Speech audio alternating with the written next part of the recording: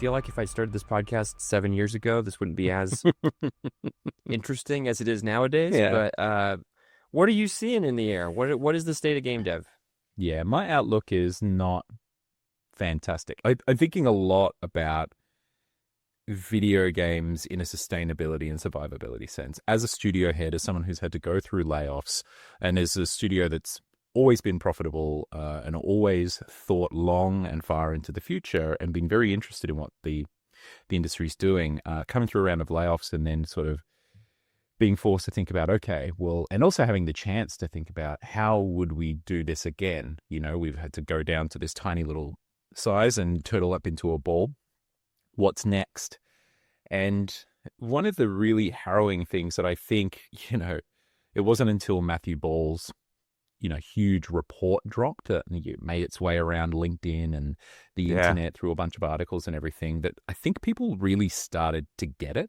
But for those of us who were paying attention or had been through the pinch, that economic contraction recently, and were forced to kind of have a look around at what was going on, I don't think people have realized how much we are hurtling towards a gig economy in video games, in the sense that we've really, really enjoyed, as much as there has been stability in the games industry, for a very long time, everyone working in games viewed video games as this place where it was an industry that you got a job and that was full-time employment, and your kind of work was, well, there was no end to your fixed-term contract. There wasn't a fixed-term contract for a lot of people. Sure, some people would come on contracts, but it's not like film where everyone spins up a new LLC and you're just contracted on for a film, or in animation, which is maybe the closest creative commercial industry to us, where there'll be maybe a core team of animation crew and then they'll spin up and they'll balloon up very large for production and then balloon down. In video games, we've had this tendency over the years to just kind of move people around projects within the one organization and try and keep people employed for as long as possible. Obviously, layoffs have been around in games for a very long time, but it's kind of been this fallacy or this emperor's new clothes thing where it's like, it's masked the fact that over time we've been kind of working against the grain that we are this commercial, creative, hit-driven industry.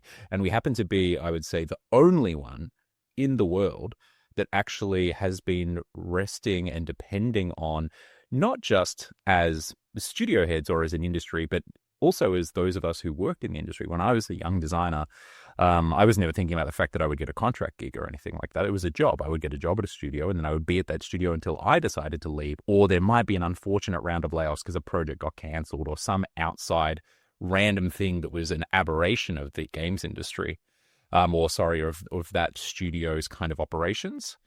But realistically, I think as power is consolidating more and more towards distribution, which we see as signs of like a creative commercial hit-driven industry maturing, as our phase starts to go through that capitalization, maturation phase, and power is being centered more and more in distributors, it's becoming much, much, much harder for studios to maintain this long-term employment. And it's scary. And you're seeing a lot of people come out of layoffs and now moving towards, and actually not by choice. Like, we're a great example of this. We're having to, on our next project, think about having more people on contracts than before. Before, the only folks we had on contract would be like our sound designer and a writer, maybe, who would be on part-time and they'd just be on for that project. And that was only sometimes. A lot of the time we fully employed those people.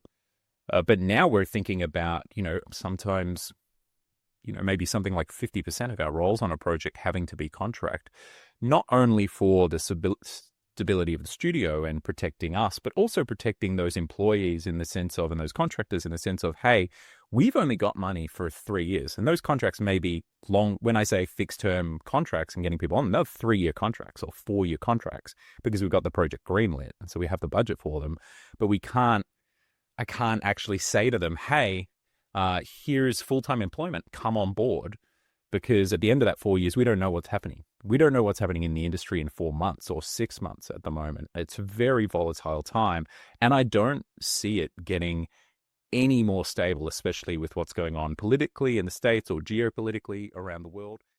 If you lead teams in game or software development and you're tired of wasteful and unreliable estimation, I've built an online course just for you. It's called Advanced Estimation for Game and Software Development, and it's a self-paced course with over 15 hours of content, real-world examples, and tools you can start using right away. Estimation doesn't have to be a morale-draining mess. Planning doesn't have to feel unrealistic and contrived.